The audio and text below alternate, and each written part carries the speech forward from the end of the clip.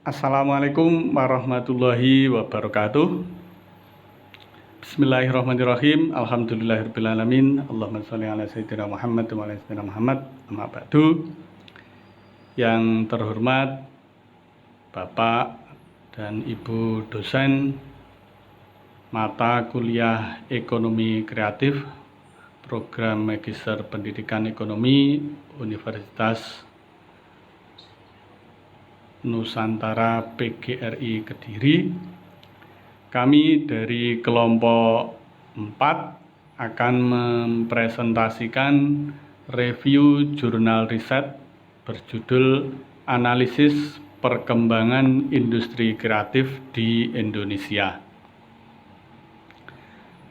Kelompok 4 kami terdiri dari nomor 1 Ibu Sri Handayani, yang kedua Bu Aulia Istiqomah, yang ketiga saya sendiri Nafid Fauzi yang memulai presentasi ini. Ekonomi kreatif berpotensi untuk menghasilkan pendapatan dan lapangan kerja sekaligus mengedepankan inklusi sosial, keragaman budaya, dan pembangunan manusia. Karena ekonomi kreatif sendiri merupakan konsep yang bertumpu pada ide, gagasan, atau kreativitas sumber daya manusia sebagai faktor utama dalam kegiatan ekonominya. Berdasarkan hasil penelitian antara Badan Pusat Statistik BPS dan Badan Ekonomi Kreatif atau BEKRAF yang dilakukan pada tahun 2016, tercatat bahwa ekonomi kreatif berkontribusi terhadap pertumbuhan ekonomi nasional sebesar 852 triliun rupiah atau 7,39% dari pendapatan bruto nasional. Melalui BEKRAF atau Badan Ekonomi Kreatif, pemerintah Indonesia mengembangkan ekonomi kreatif di 16 subsektor. Antara lain, nomor 1 arsitektur bangunan, 2 desain interior, 3 desain komunikasi visual, 4 produk desain, 5 film, animasi dan video, 6 fotografi, 7 kerajinan tangan, 8 kuliner, 9 musik, 10 fashion, 11 pengembang aplikasi dan game, 12 penerbitan, 13 periklanan, 14 televisi dan radio, 15 seni pertunjukan, dan yang terakhir nomor 16 seni rupa. Kontribusi subsektor industri kreatif di Indonesia dalam beberapa tahun terakhir didominasi oleh 3 sektor, yaitu sektor kuliner, fashion, dan kerajinan.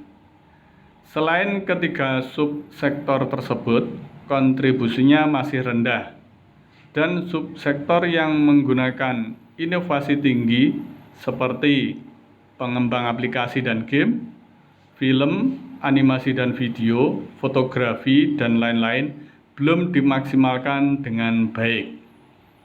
Untuk selanjutnya akan disampaikan oleh Bu Aulia Istiqomah. Pada beliau kami persilahkan. Terima kasih. Selanjutnya saya akan mereview jurnal riset, yaitu tentang konsep teori produksi. Produksi didefinisikan sebagai aktivitas di mana barang dan jasa disebut input yang diubah menjadi output. Output berupa barang produksi tergantung dari banyaknya input yang digunakan dalam proses produksi. Hubungan antara input dan output dapat menggunakan fungsi produksi.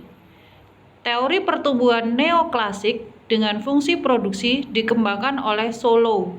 Teori Solow menggunakan fakta produksi berupa modal dan tenaga kerja sebagai faktor utama dalam pertumbuhan ekonomi. Jika kedua faktor tersebut meningkat, maka akan meningkatkan hasil produksi. PDB industri kreatif. Pertumbuhan ekonomi dengan perubahan kapasitas produksi dapat dilihat melalui peningkatan pendapatan nasional. Peningkatan pendapatan nasional dapat dilihat melalui nilai produk domestik bruto atau PDB pada suatu negara. Perkembangan pertumbuhan ekonomi di Indonesia mulai mencakup kegiatan yang bersumber dari kreativitas, keterampilan, dan bakat individu melalui seni budaya dan hak kekayaan intelektual yang sering disebut dengan ekonomi kreatif. Subsektor industri kreatif kerajinan, fashion, dan kuliner merupakan subsektor yang relatif memiliki keunggulan dibandingkan subsektor lainnya, sehingga memberikan kontribusi lebih besar terhadap PDB industri kreatif. Beberapa subsektor industri seperti fotografi, penerbitan, arsitektur, periklanan, desain interior, dan seni rupa memerlukan dukungan pemerintah untuk mengejar ketertinggalan dengan subsektor lainnya, agar dapat memberikan kontribusi yang lebih baik terhadap PDB industri kreatif. Baiklah, selanjutnya waktu dan tempat kami persilahkan kepada Ibu Sri Handayani untuk melanjutkan review jurnal riset. Terima kasih. Kami akan melanjutkan review jurnal riset. Faktor-faktor penentu PDB industri kreatif menunjukkan bahwa jumlah pekerja, upah, dan hak paten dapat meningkatkan pertumbuhan PDB industri kreatif.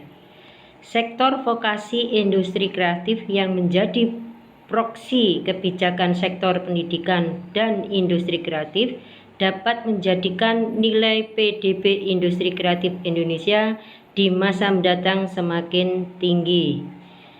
Rekomendasi kebijakan terkait pengembangan industri kreatif dapat dilakukan melalui penyebarluasan hak paten bagi pelaku usaha yang lebih ditingkatkan, terutama persyaratan administrasi dan teknis agar dipermudah.